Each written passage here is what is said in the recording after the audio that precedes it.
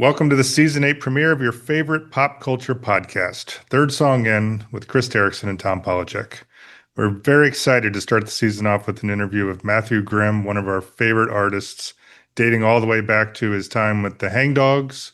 And we enjoyed it so much that we ended up making this our first two-parter ever. So please enjoy the conversation with Matthew Grimm.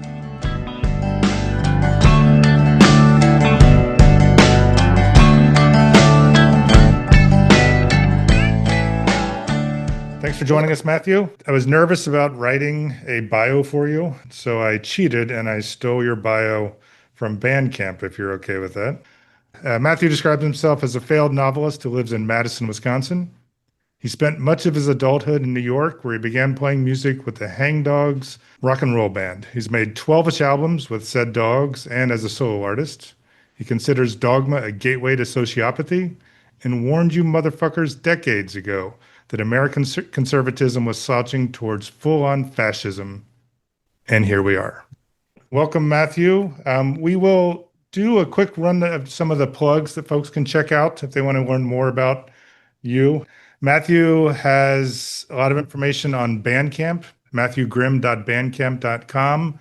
He's also on SoundCloud, soundcloud.com/Matthew-Grimm, Grimm. He's also on Blue Sky, Grimm, again, 2 M's, reality, at bluesky.social. And I checked this out last night as well, Beige Dot Party at Grimm Reality. Good stuff on there as well, including one of the funniest lines I've seen about a shot of the Trump presidency and like 1,000 white guys around the desk. And I think that was your pinned quote about the whitest thing you've seen since. I believe it's this is the whitest fucking thing I've ever seen. and I once saw an Oak Ridge boy autograph a guy's truck nuts in a Cracker Barrel parking lot. Yeah, that deserves to be quoted completely and directly. That's awesome. Well, welcome. Thanks. Yeah, thanks for guys. joining us. Thanks for having me on. Appreciate it. Absolutely. Tom and I have been huge fans of Matthew and his music, back to his Hangdog days and to the present, including his most recent material. We've been able to check out some of his experimental stuff on SoundCloud, and really excited for where you're going with that stuff. I think you're an important voice, especially these days.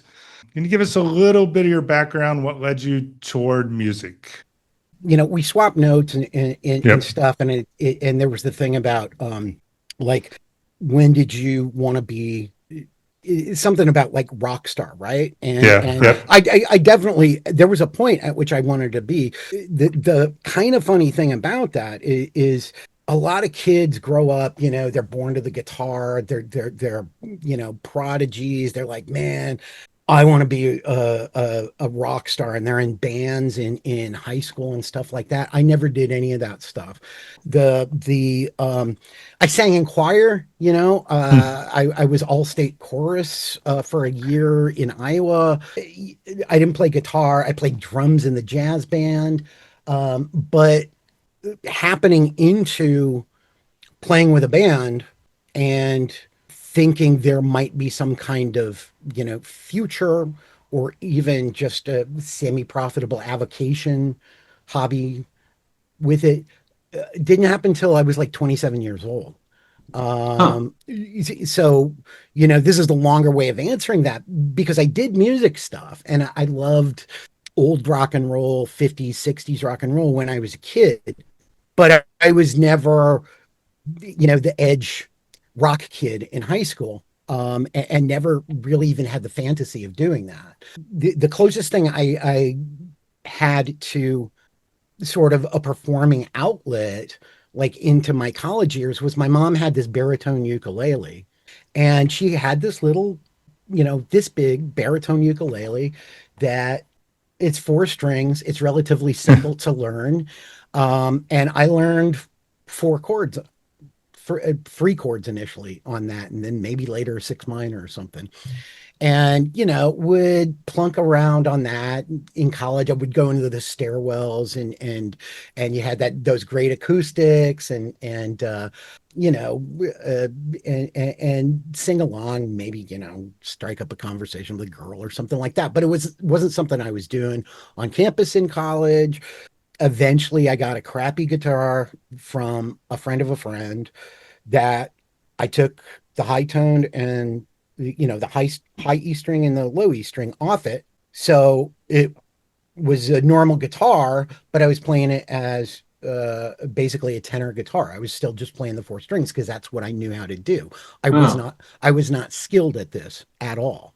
And had never tried to be. I never took guitar lessons. To this day, I do not know how to play a normal guitar. So do you adjust the current guitar when you play now? Do you make the same kind of adjustments, or eliminate the string in the same way? I have six strings now, but the middle four are still tuned like a ukulele. Oh, that's The bottom two are the, I guess you'd call it, they'd be the E strings, but I start capoed. So this is much more nerd detail than you need. that's right. But if I were to strum my guitar now, it's sounds like an open tuning. You'll get sort of suspended notes in between it, but this is not the open tuning that a brilliant guitar guy does to get different sound. It's because I cannot play any other way. And I tried, in the early days of the Hangdogs, we played angry sets, right? We were a raging band, and I would break strings. And if you break a string on a four-string guitar, that's like 25% of the strings. Exactly. So Slim was like, you got to learn how to play a normal guitar. And I tried. But by this point, again, this is maybe when I'm 28 years old. So at this point, I've been plunking around like a dumbass with ukulele string, but it's imprinted, right? Right. It's a one chord is this, a four chord is this, five chord is this. I didn't have the brain, and not having that sort of guitar impresario that guys like Slim had, because Slim probably was playing his first guitar coming out of the womb. I mean, these guys who know it, hear it, can do an open tuning and immediately know where their hands go. That's one thing, but my brain was never wired like that, and I never had training like that, right? So there's some dumbassery involved in the sort of progression of my musicianship. There's a little bit of savantness maybe to it. There was no, even when I first got together with Slim and Kevin in what would become the Hangdogs, that was initially just, I wanted to sell songs. I had these nice sort of songs that came out of this sort of melange of musical sensibility I got out of college, right? So it was what we'd call roots rock now. A little bit after this would be called Americana. They had kind of a twang to them, and I thought, maybe I can sell these songs. Maybe I can go to Nashville or someplace like that and be a songwriter. But even then, that wasn't I want to be a rock star on stage. I loved rock and roll. I loved all kinds of music. In college was this massive, just brain expanding exposure to tons of threads, punk, ska, and a lot of what we would later call roots rock or Americana was very formative in the mid 1980s when I was in college. And these were a lot of where did you go to college? Syracuse University. Oh, you went to my old man went to Syracuse. Yo, complete orange, baby. In fact, I was born in Syracuse, New York. No kidding. Yeah, I was born when he was a senior, I believe. Not done with his senior year, but hello. Yeah, well, yeah. We've interviewed him once, and there's a story behind that too. Did you meet the members of the Hangdogs in college, after you left college? I met Kevin, the original drummer for the Hangdogs, was my college buddy. Kevin, as part of this sort of multidisciplinary musical education, Kevin was East Coast, Long Island, Springsteen head. I Ah, had limited knowledge of Springsteen when I went to college. I mean, he had a hit with like Hungry Heart or something like that in sure. 1980 or whatever, but I didn't know about Asbury Park, or Nebraska. I didn't know about any of that stuff at this point. And Kevin was a guy who had, bootlegs of shows and stuff like that. And we hear some of these songs that had only been recorded by Southside Johnny and the Asbury Jukes, that Bruce gave him and That's stuff like that. And cool. here's Springsteen playing the song. In terms of like the hardcore rock and roll Springsteen, not the pop stuff that Born in the USA is a great record. It's a lot of good songs. The production choices are weird on it, Yeah, yeah. and I would love to hear him re-record it. Well, and even if you listen to the stuff he's done, in the last, let's say, 10 or 15 years, he's re-recorded those songs, just basically redone them entirely, kind of built them from the ground up. And I agree with you. They're much better with a different sensibility than what he did when that album came. And who is it? Landau is produced. I understand what they were doing. I understand there was an attempt to. This guy was fairly popular. This made him mega popular, and the production choices they made were on par with what was going on in the world of Yeah, it was production. kind of subversive, right? It Yeah, was a way to get a message out that, people didn't realize what they were hearing. maybe. Yeah, maybe. But the Springsteen I learned from Kevin is the show Springsteen. It's the not synth pop, Not that he was ever a synth pop, but you know what I mean. There's a lot of synth on that on Born in the USA, but it's the stage show. It's kinetic and it's vibrant and it's oomph. And so Kevin was that guy who introduced that stuff to me. And then later on, when I was looking for people to do a demo of some of the songs I'd written, I knew he played drums. He was an actual drummer. He knew Slim, so he brought in Slim. We got a guy from the magazine I was working at. We went up to Slim's house in Connecticut and did did we do this? I think I had a Tascam, a thing that's like a box like this, and you took a cassette tape, and it would repurpose the cassette tape so you could record multiple tracks on it. Oh, really? Yeah. And so I think that's how we did the original demo. I think that was 4 or 5 songs. Most of those, not all of them, eventually became these guys said, "Hey, we like where this is going. What if we keep playing and maybe issue this, or what we have is an EP." Where were you geographically at that time? This was new. I was in New York.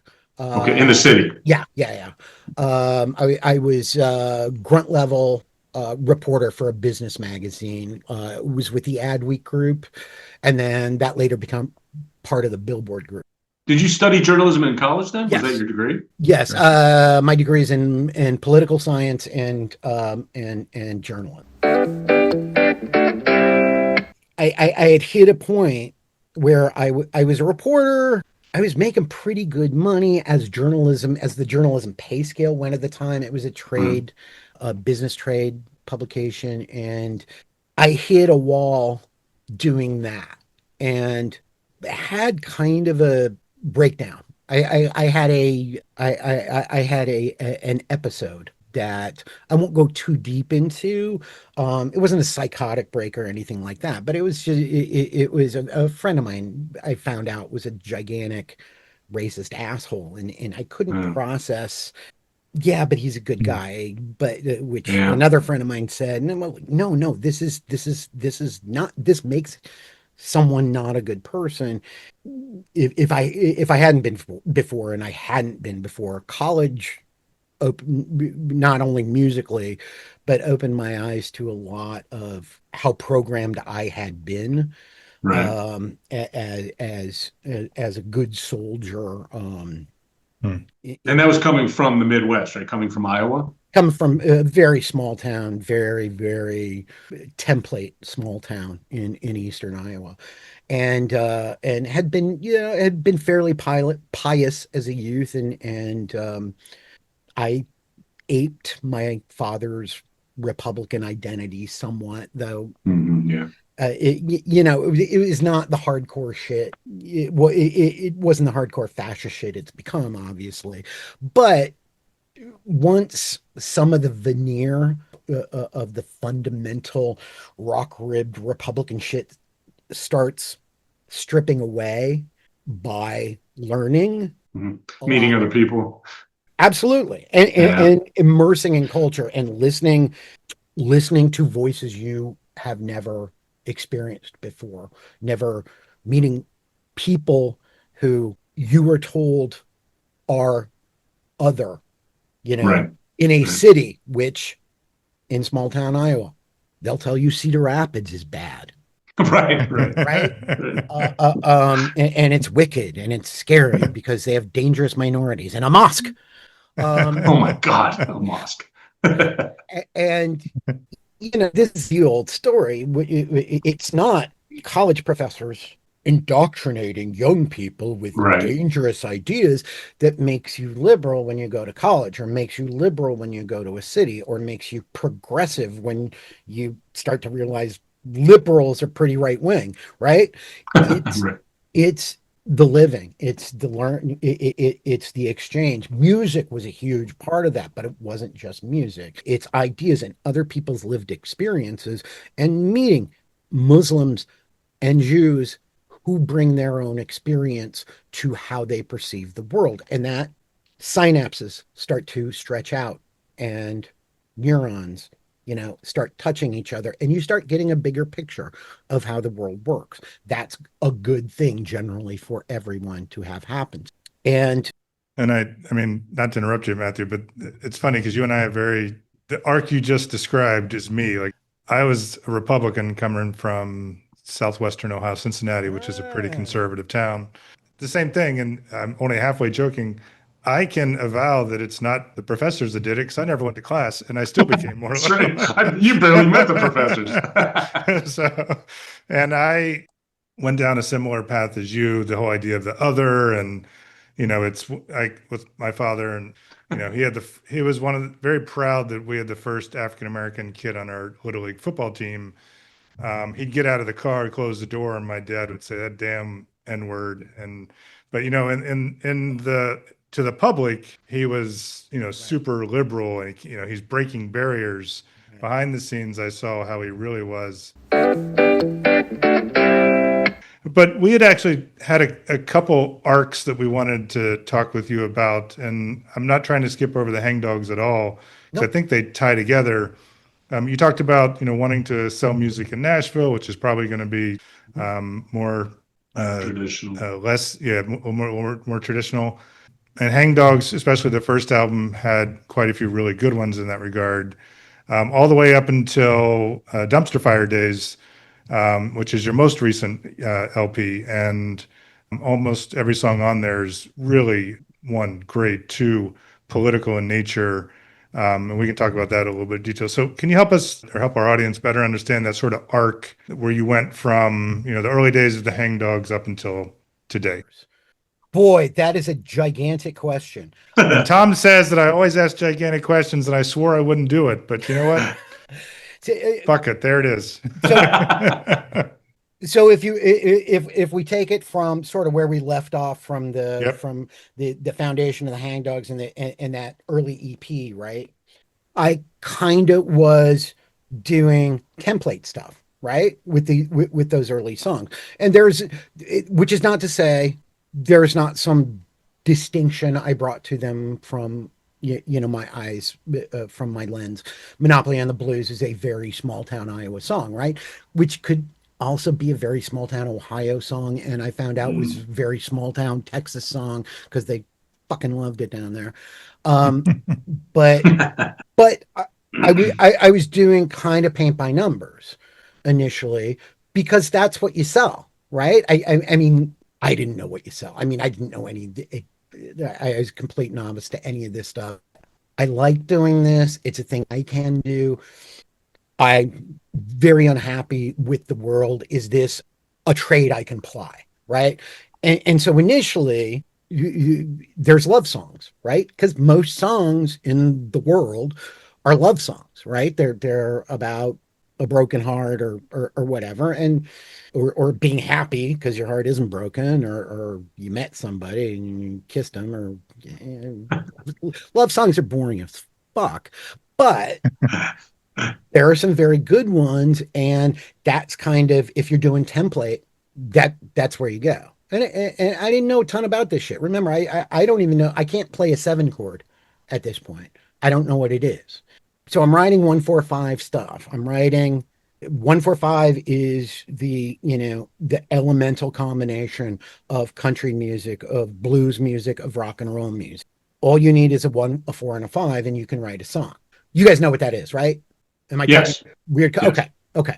So the early Hangdog stuff is love songs, or it's kind of homage songs to stuff I really loved growing up, and then had sort of come back in vogue with this melange, amazing underground musical uprising in the 1980s that I was exposed to in college, right? So there's rockabilly stuff in there, and just dumb rockabilly songs like "We Gonna Rock" is the first one, and the whole damn song is about, we're coming to a bar and we're going to play and have a good time doing it. And it's a fun, stupid song, Absolutely.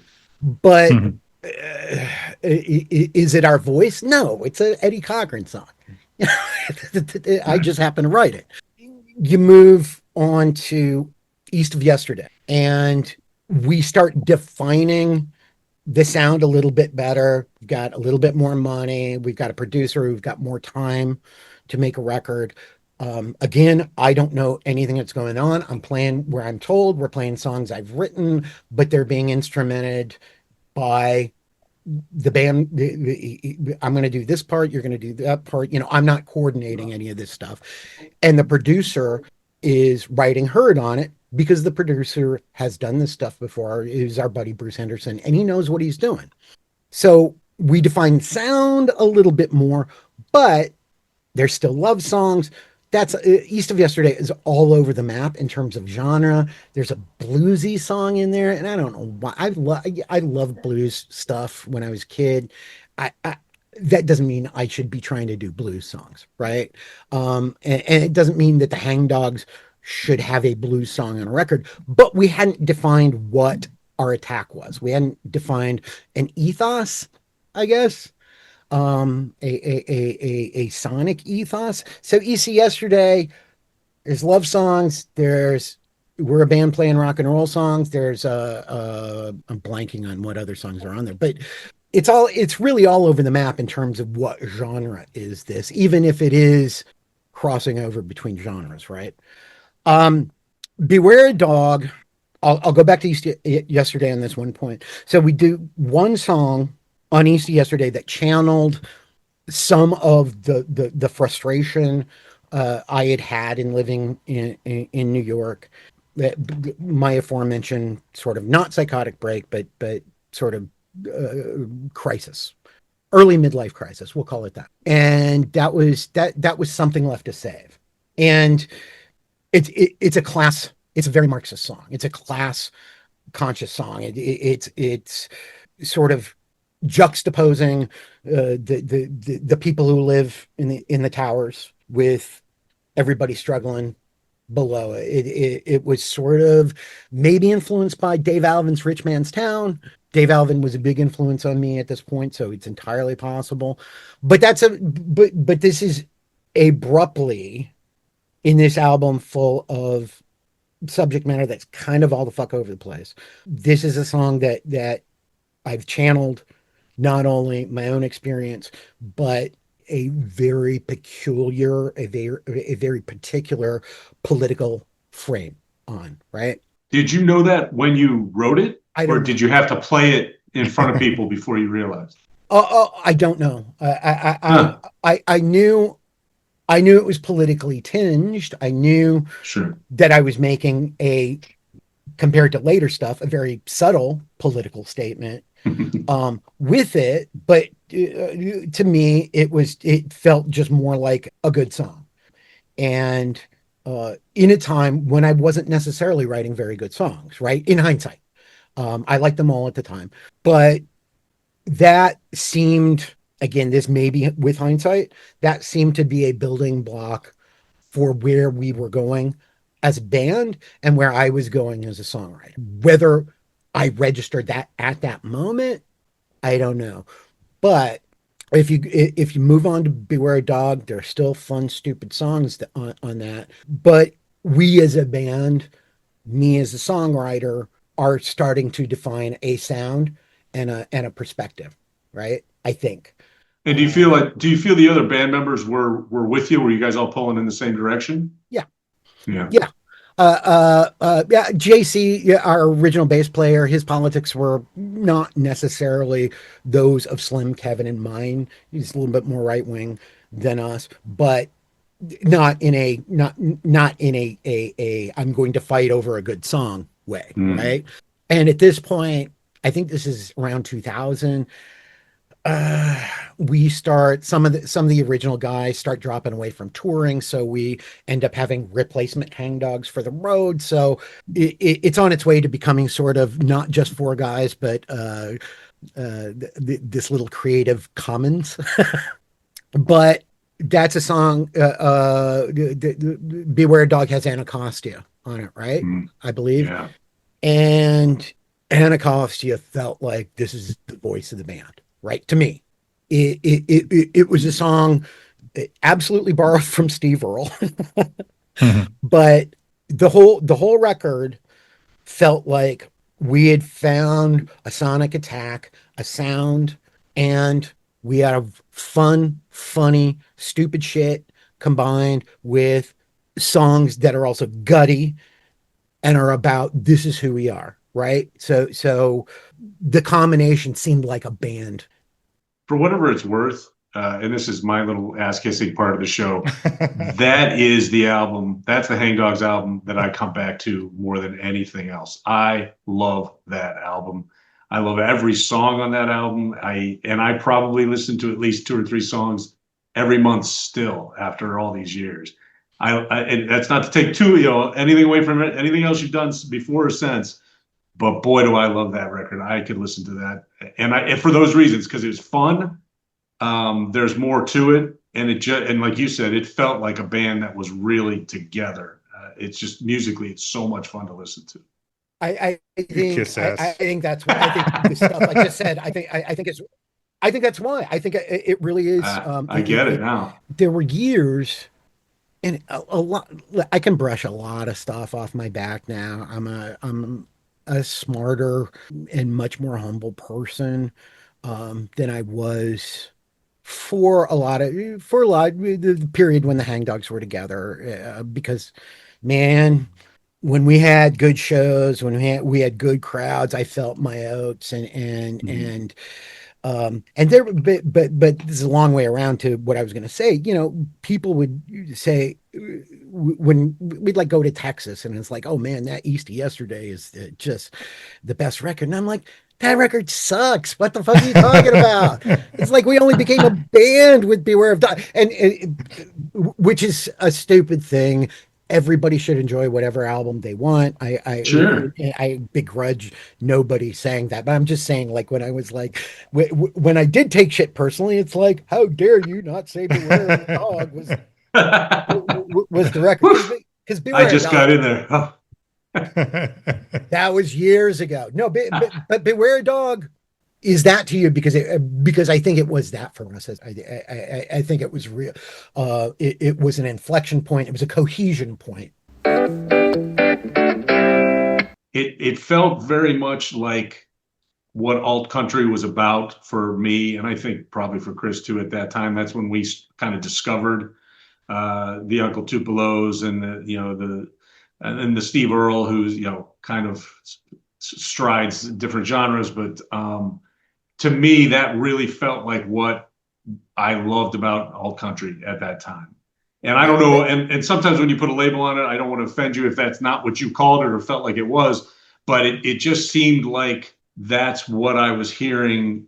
Like it was, some bands would do that for a song or two, and that album kind of hit it from first song to last song. It just was that, it had that feeling to it that it was trying to rebel, might not be the right word, but it was certainly not classic country or contemporary country by any means, but it was a little different than just straight on rock and roll. Yeah, and I will delineate one thing here is that all this time we always called ourselves roots rock, right? And they were throwing these things like Americana was the one that kind of took, but there was also alt country, and the one thing that I think Beware of Dog was trending us towards was the rock aspect of that.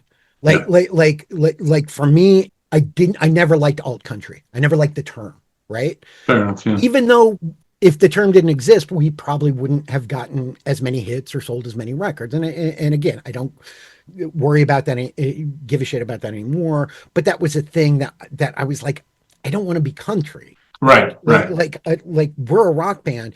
And I'll dovetail this in with another aspect of Beware of Dog, which was, I think it captures our best asset as a band, which was our live attack on stage, right? We were notorious and sometimes maybe given too much credit for this, but we had punk rock shows, right? We jumped around on stage. We had spontaneous comedy that just digging on each other back and forth, and sometimes 3 sets a night. When we're playing the old rodeo bar. Obviously, the sound is not punk rock, but the attack is more punk rock. It feels like it's got oomph. Do you think New York City had something to do with that? The fact that you were playing, away from the standard centers for country music. Fuck yeah, it did. Yeah, I figured. Yes, absolutely. Because if we're just doing a twangly show, and there were people who did it in New York, and they're really good at it. I'm not shitting on any of them. There were these wonderful. We shared sets with them. We shared showcases with them, who were doing the dress up stuff, with the bolo tie and the cowboy boots and checkered shirts and what have you. And they were really, really good. But that was, that's a niche. And we weren't that. And not that I didn't love some of those people dearly, but we didn't want to be that. We wanted to be a rock band. The punk attack of the show. Kevin and I were punk rock guys back in, like, not dress up punk rock guys, but we went to punk rock shows at Syracuse, and that's what gave our shows the oomph, because we're like, let's give people a fucking show when we're giving people a show. That makes me think of I don't know if you've ever heard the song "Roots Rock Weirdos" by Robbie Folks, who is very much a traditional country guy, particularly these days. That song makes me think of what you just described, which is fighting against that niche thing that people were doing at the time. Roots Rock Weirdos is the encapsulation, without, again, demeaning the dress up kids, but it is the encapsulation of the dress up kids. I was going to pull you up to 2006 with the release of Matthew Grimm and the Red Smear, which I was excited to see. Dawn's Early Apocalypse. This is the album that I was excited to find that you had releasing new music. I found your website or whatever it was at the time. You had like a blog with Red Smear. Redsmear.com, I think. Redsmear.com. Yeah. Yep. So, but this one from the greatest 24, 25-second song, Christian, which I actually am going to quote for my loft of wisdom, all the way through to one of my favorite songs just to crank up in the car, Fuck, Fuck, Fuck. I just think it's a great song.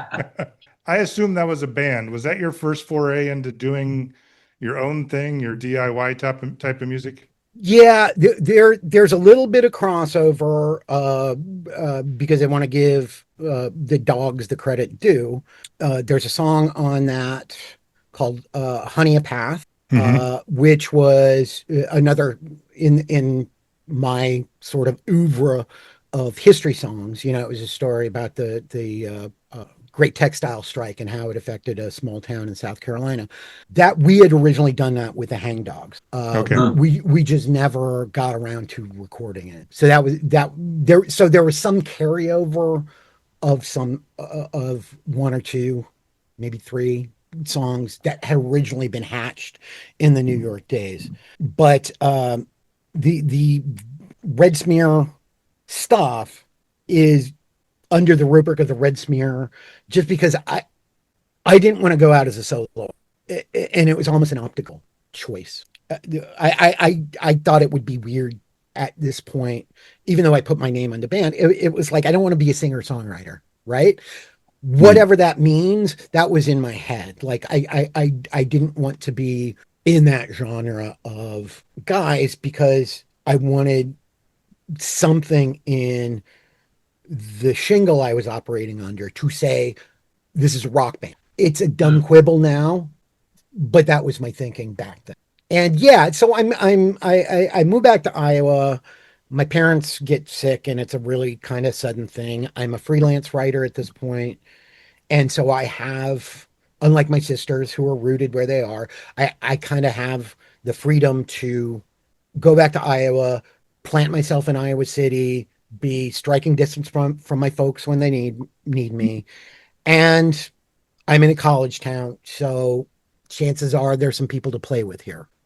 I didn't know how long or short that would take to restart a music career. But all of this, like I said, my dad had an aortic aneurysm. My mom is deep into Alzheimer's decline. So everything's blown up. And like I said, I packed up and went, in hindsight, just faster than I can even imagine today. So new town. I never spent that much time in Iowa City when when I was a kid, meeting new people. First guy I met was a roots rock nerd like you guys who spun Hangdogs records, Rob Russell. And Rob Russell was a union guy. They were organizing the grad students union at the time. And, this was like perfect, first friend to make in Iowa City. But, still everything I've known as an adult, I've just left back on the East Coast. And it was a bit of a shock. And I didn't necessarily know if there was a musical trajectory here. I kind of felt that as I went along. I wasn't planning to make Dawn's Early Apocalypse at this point. I didn't know if or how I was going to be making records. I thought I might, but I've left the whole musical foundation of everybody who actually knew what the hell they were doing musically. And remember, I don't.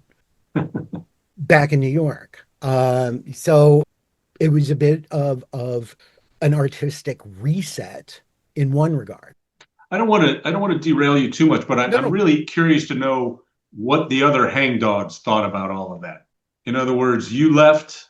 I mean, I'm sure you didn't just walk out without saying without a phone call or anything. But how did that go over with the band who was And again, I think my perspective is a little skewed because I love that band so much and listen to them all the time. I know you guys weren't national heroes or anything like that, but it certainly sounds like you had work to do. You had gigs to play if you stuck around.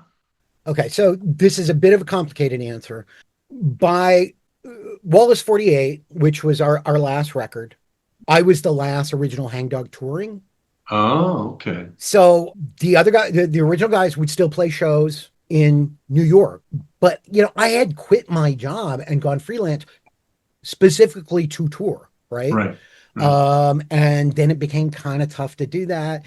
And I sucked at booking. I was so bad at it. And I tried. And I'm doing the other stuff, sending out promotional packets, stuff back when we sent out CDs and didn't have email and shit like that. Well, no, we had email, but as the managerial guy, boy, Kevin Baer, the original drummer, did this shit originally, and before email, before internet sending over a record, and booking. Holy shit. I don't know how he did it. That guy, when he stopped touring, and we got a great touring drummer, Dave Stengel, it's still my buddy. They're all still my buddy. But then, with Kevin not able to do this, all that managerial stuff bounced to me, and holy shit, dude, Yeah. he was good at it. God bless that motherfucker, because I was so bad. It was hard, even when you take into consideration that the technology I had available to me made it easier than it had been on him. Right, Right. right. So shout out to Kevin. You're a goddamn mensch. But long way around to when I had to pick up and go. We did a farewell show at the rodeo bar, and it was wonderful. And so they knew I was leaving. I had told them before this, like, this is kind of has to be our farewell show. It doesn't mean we're never going to play together again. But I think Slim had mentioned something. And it was like, holy shit! It's like we're just not playing anymore. And I'm like, well, I'm not going to be here, and you guys don't tour, so it just kind of there felt maybe more of a finality to it in my head than maybe it had felt Uh, in Slim's head or Kevin's head or Rob's head or Dave's head or whatever. There was one guy in the replacement band, and I'm not going to throw out names, but I didn't necessarily see eye to eye with creatively. And so I was kind of, well, that it's good that we're cutting that limb off. But I think they understood that I didn't have a choice. I mean, this was a thing I had to do for my family, sure. and I had to do it fast. Yeah. And that includes subletting my apartment in fucking New York and packing up all my shit that I can take in the band van, and doing this while I'm sort of bouncing back and forth, because I can't just go back out. I have to arrange this stuff from Iowa, go out, do it, and then come back, right? They understood that. They Nobody begrudged me that or anything like that, and to this day I love them all to death. They're some of my best friends in the world. um Cool. but logistically it just seemed like this is a cutoff point, and obviously we've played since then, so it's not like we would never play again. It's just we couldn't.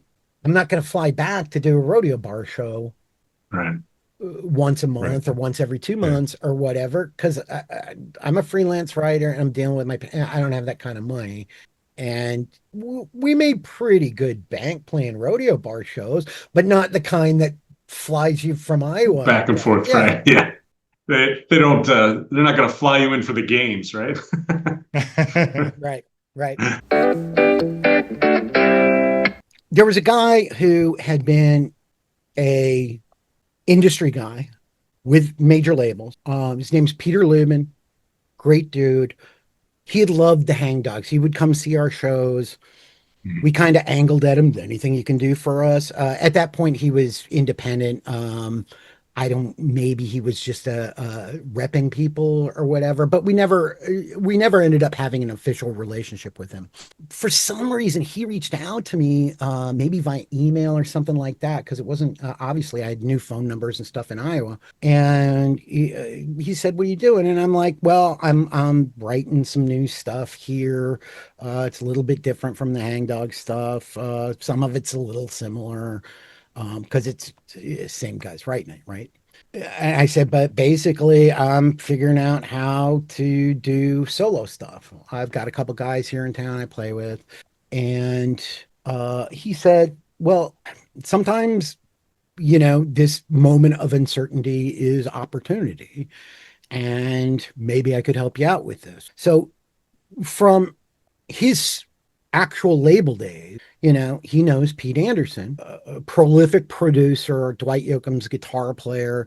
I mean, going back to that absolute intense, mind expanding college musical experience, Guitars, Cadillacs, etc., was, a foundational record of thinking about country as not what country had been, right?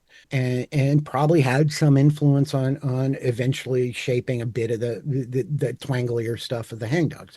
And he said, what if you got some dough, I can probably set up, or if you can get it together, I can probably set up a trip where we go to Pete's studio in Burbank and do a proper introductory record for you.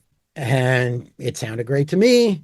I got the songs in shape, and I think this is a connecting tissue to what we were talking about previously.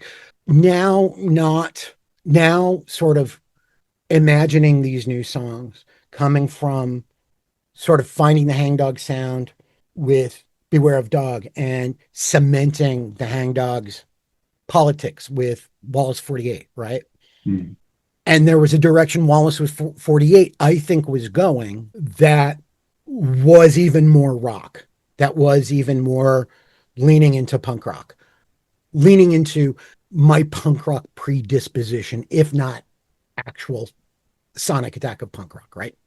And that, with a clean sheet of paper that fate has now handed me, and with what Pete's talking about, this is maybe an opportunity to push this sound into a political sphere that I think is my guts, that I think this is the voice I want to have. And when was this? What year are we talking about? So this would have been, so I moved to Iowa in 2004. So it took a couple years to sort of get my feet under me. And I think we went out and made that record in 2006. Okay. Along the way, I've made friends with these unionistas in Iowa through my friend Rob. And one of the first songs I wrote in Iowa was One Big Union, which I wanted to make, which, this is going back, and this is touching on Hania Path, which I had initially played with the Hangdogs, but we'd never recorded. Unions as something that I was railing against anyway, had been beating down and beating down and beating down for years. And, one of my favorite movies is Mate One, right? One of my favorite absolute favorite directors, John Sayles. And I wanted to do something. I remember thinking this is, as I sat down to make this song, we need a new anthem. There needs to be a labor anthem. There needs to be a labor anthem that speaks to this current state of fuckery, where it seems like even among the Democratic Party, right, the old line forces that created the coalition were being beaten down and beaten back. Part of it was, influenced by my friends were fighting for a union on campus. But that became that was the first song. We recorded that initially in Iowa City with the new Red Smear band I'd put together. But that became, that and Honey a Path became a cornerstone of the record. And Fuck, Fuck, Fuck was absolute horror venting at the Bush administration for this clusterfuck of a war that everybody, we see the fascist alignment going on now. It was happening then. And it was palpable. I went out when I was still in New York in 2003. We went out with 500,000 people on the streets of New York as part of 12 million people who went out on that same day all over the world. We all knew what was happening. Nobody gave a fuck because they manufactured the consent, right? So Fuck, Fuck, Fuck was, I remember a friend, he said he played it for his dad. He said, "Hey, Grimm did a new record." And it's like, "Oh, let's hear it." And he says, "I don't know if you want to hear this one, Dad. It's pretty sweary, and it's about sex." And he plays it. He's like, "That play it. I'll listen to it." And he plays "Fuck, Fuck, Fuck," and his dad says, "No, it's not about fucking. That's a political song." And I'm like, "Yes, nice." And it's a fun way of. It was a fun up-tempo power pop, pop punk way of dealing with it, but it's an angry fucking song. Yep. And there was a little bit of create the creative genius spark in my head are working on this record through a lot of this stuff is these can be angry songs, these can be rage filled songs, but we can also make them fun, right? Yep. We can make that Sure. we can make them poppy and is Hey Hitler on that one? There's a song called Hey Uh, Hitler. yeah, I think it is. And it's a 1960s jangle pop song, right? Yes. And so if I do blow my horn a bit on this one, it's my brain is actually thinking in production terms, right? In how to instrument these Hmm. that writing a song in a certain way for a certain instrumentation. I'm not producing yet, but I'm thinking in production terms that Hey Hitler should be a disarming song that makes you go like this. But also it's calling douchebags on Wall Street selling wars, Nazis, which they are. Right. So in that regard, yeah, I think I'm doing that for the first time as a musician. I'm sort of from the first time I'm hearing the song, I'm hearing the beats, I'm hearing not necessarily guitar lines specifically, but I'm hearing how I want it instrumented and what the song should sound like once recorded, right?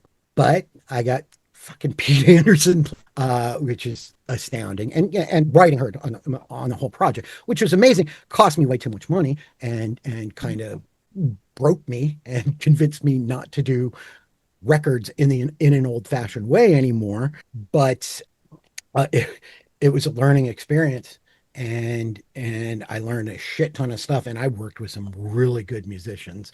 So take the bad with the good. It was an amazing experience. Did Very did cool. you find at that point that the writing of the songs came easier to you, quicker to you? Were there more songs coming? Was there ever a point where you felt like, oh, this is what I've been meant to do all along?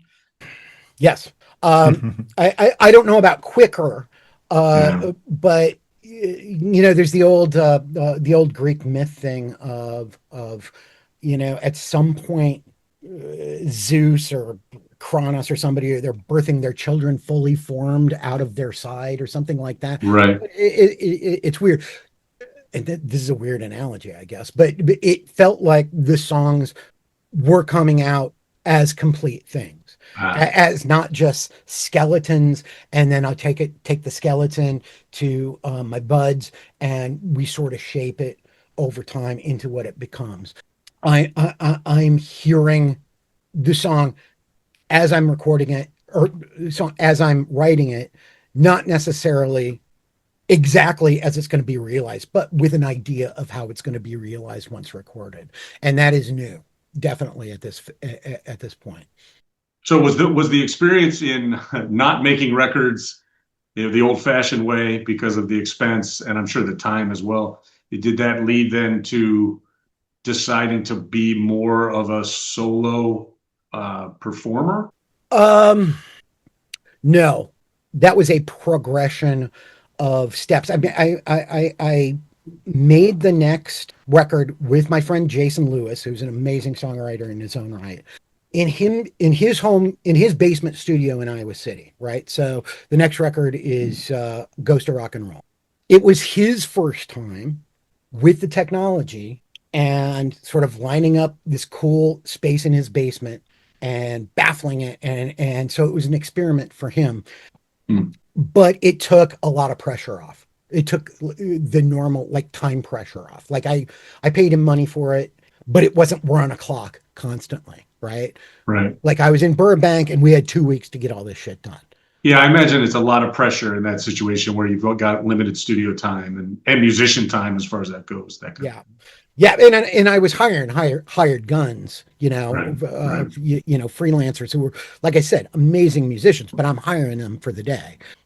When I did the record in Burbank. So yeah, the Ghost of Rock and Roll, much more leisurely. Jason's learning as he goes along, but still he knows he's learned the tech, and but a lot more time for trial and error to do all this stuff. When we get to me actually making stuff soup to nuts, that's after the Iowa experiment. My dad died. My mom was institutionalized in a positive way. I mean, there was nothing left to her. So, she has no verbal skills, no recognition anyone is there. Yeah. She's just a thing on a chair at that point that is getting liquid nourishment and Yeah. but but by the end of the time in Iowa, I am doing some solo jaunts, just me and an acoustic guitar. I tried to tour as much as I could, but nobody in Iowa City is a professional musician, or if they are, they're like Dave Zolo. Dave earns big bucks, and he's great, and he's an absolute Iowa institution, and he should be. But most people have day jobs, Right. and every time I need to tour, I gotta find some guy can't make it. I gotta find a replacement guy. So all the red smear is who's ever playing with me at the time.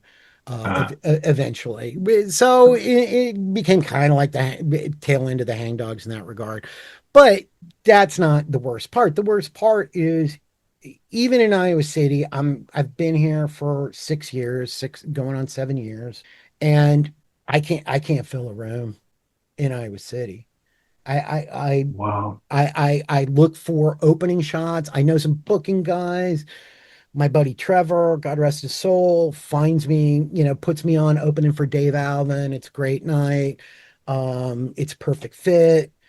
But anytime they call up and say, "Hey, we need a opener, or we need a headliner." By the end of it, I'm like, "You don't want me for a headliner." That assures an empty fucking venue. And it got to a point. I don't blame anybody. I mean, I did what I could to build an audience. I was probably less humble than I should be in trying to do this. I feel like you should have moved closer to Chicago because Tried I swear to God, I feel like you would fill the rooms around here like tried to book nobody's business. tried to book Fitzgerald's. Ah, We always played Schubas with the right, Hangdogs, but I right. don't think I Yeah. got the time of day with them trying to book them as a solo Is act. that right? God Yeah. damn, maybe I'm wrong. Um, Crazy. yeah, no, Fitzgerald's. I love Fitzgerald's as a venue, but they never, even when the Hangdogs has a little bit of buzz on them, they never called us back. New Uh, owners, by the way, new owners. It might be worth it. I'm just saying. well, I'm not playing anymore, so Well, God damn it, that's bad timing right there. This is the best place we could figure out to end part one of our interview of Matthew Grimm. You can find Matthew's music streaming on Apple Music, on Spotify, on YouTube Music, anywhere you can find the music you love. Also find him on Bandcamp, matthewgrimm.bandcamp.com. Grimm is spelled with two M's. And his music is also on soundcloud.com/Matthew-Grimm, Grimm. You can also find him on Blue Sky and on Beige at beige.party/@GrimmReality. We'll have a song from Matthew at the end of part two of this episode, so you have to come back next week and you have to listen all the way to the end of the episode. Third Song In is recorded in Chapel Hill, North Carolina, Joliet, Illinois, and Madison, Wisconsin. You can email us at thirdsongin@gmail.com. Please follow us, rate and review the podcast on all of the platforms. Please review us. I know you have stars. Give us your fucking stars. Check out our website, thirdsonginpodcast.com. You can also find our recommendations, our staff picks, and all kinds of content about Third Song In. You've been listening to Third Song In with Chris Derrickson and Tom Polachek. Thanks for listening.